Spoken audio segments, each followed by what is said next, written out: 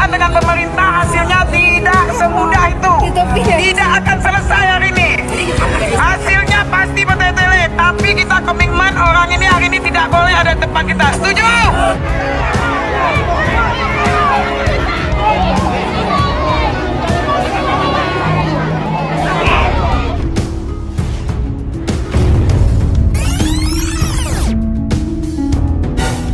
Adikku dan abang-abangku, sudah bapak-bapakku, hari ini kita komitmen karena hasil pikon urusan dengan pemerintah hasilnya tidak semudah itu. Tidak akan selesai hari ini. Hasilnya pasti bertele-tele, tapi kita komitmen orang ini hari ini tidak boleh ada di depan kita. Setuju? Bapak-bapak ini mau bawa kemana? Yang penting hari ini tidak ada pengungsian lagi. Kalau kita nggak dikasih masuk, jangan ada yang bubar, tetap berdiri sini. Bapak-bapak ini yang tanggung makan minum kita.